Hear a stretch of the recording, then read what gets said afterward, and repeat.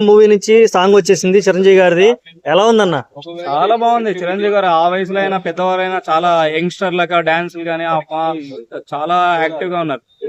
ఆయన లుక్ ఎలా అనిపించింది? చాలా డిఫరెంట్, కొత్త కొత్తగా ఎప్పుడు చూసినా చిరంజీవి గారిని ఎప్పుడు చూసినా ఇంకా చూడాలనిపిస్తుంటది. అసలు ఫ్యాన్స్ పండగే. అసలు చిరంజీవి గారి సినిమా వచ్చిందంటే ఎప్పుడో హింద్రా సినిమాల్లో డాన్స్ అని కాకుండా ఇప్పుడు కూడా ఆ డాన్సులు గానీ ఆ స్టెప్పులు గానీ ఈ వయసులో కూడా ఆ స్టెప్పులు ఇప్పుడు వాళ్ళ కొడుకుతో పాటు డాన్స్ చేయడం అంటే చాలా గ్రేట్ అనుకోవాలి. చోటా నాయుడు గారి కెమెరా వర్క్ ఎలా అనిపించింది? చాలా రోజుల తర్వాత చిరంజీవి గారిని చూపిస్తున్నారు మళ్ళీ. బాగుంది. చూడగే కెమెరామ్యాన్ గానీ కీరవాణి మ్యూజిక్ డైరెక్టర్ గానీ ఆ బీమ్స్ అసలు సాంగ్స్ చూస్తుంటే గూస్ బంప్స్ వచ్చేస్తున్నాయి. సినిమా చాలా బాగుంటుందని ఎక్స్పెక్ట్ చేస్తాను. ఓకే, శ్రీరాముడి మీద పాట చాలా రోజుల తర్వాత మన తెలుగులో వింటాం, ఎలా అనిపించింది? ఇంకా వెరీ గుడ్. అసలు అందులో ఈ రోజు హనుమాన్ జయంతి అలాంటి సందర్భాల్లో అయినట్టు ఇంకా చాలా బాగుంది.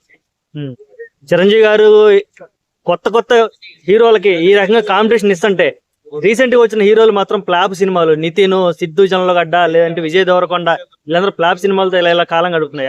ఎలాంటి కాంపిటీషన్ ఎలా తట్టుకోవాలి? వీళ్ళంతా యాక్చువల్లీ చెప్పాలంటే చిరంజీవి గారు మైండ్ సెట్ వేరు, వీళ్ళంతా యంగ్స్టర్స్. అంటే ఇప్పుడు యంగ్స్టర్స్ ఏముందంటే యాటిట్యూడ్ చూపించడం సినిమాలో. సినిమా అంటే జస్ట్ ఓన్లీ యాటిట్యూడ్ చూపించడం, ర్యాష్ గా మాట్లాడడం, వెళ్ళిపోవడం. ఒక కుటుంబ విలువలు గానీ ఒక మంచి స్పిరిట్ మూవీస్ తీసుకుంటే వాళ్ళు హిట్స్ వస్తాయి.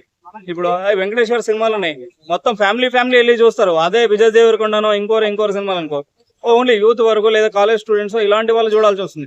అట్లా కాకుండా మొత్తం ఫ్యామిలీ బ్యాక్గ్రౌండ్ తో మొత్తం చూపించగలిగితే సినిమాలు ఇంకా ముందుకెళ్తాయి. యంగ్స్టర్స్ కూడా చిన్న చిన్న మిస్టేక్స్, ఓన్లీ ఒక మాస్ డైలాగ్స్ ఉంటే సరిపోతుంది అనుకుంటారు. కొంచెం బ్యాక్గ్రౌండ్ ఫ్యామిలీ స్టోరీస్ లేకపోతే హిస్టారికల్ స్టోరీస్ అలాంటివి చెప్తా ఉంటే సక్సెస్ అవుతారు. చిరంజీవి గారు ఈ వయసులో కూడా అతను కూడా ఫెయిల్యూర్స్ ఉన్నాయి, అయినా కూడా అతను ఫెయిల్ అయింది కానీ ఎక్కడ డిసప్పాయింట్ కాలేదు చిరంజీవి గారు. అందుకే పద్మవిభూషణ్ ఇలాంటి అవార్డ్స్ ఎందుకు వస్తున్నాయి? మంచి స్టోరీస్ కంటెంట్ ఎంచుకుంటాడు, సాంగ్స్ తగ్గట్ట డైరెక్టర్స్ ఆ వయసులో కూడా డైరెక్టర్ చెప్పింది వింటాడు, చేస్తారు. వీళ్ళకి యాటిట్యూడ్ ఉండదు. ఓకే, విశ్వంబర ప్రపంచం ఎలా ఉండే అవకాశం ఉంది? విశ్వమంతా ఇక ఊపుడే. విశ్వమంతా ఊపుడేనా? ఓకే అన్న, థ్యాంక్ యూ.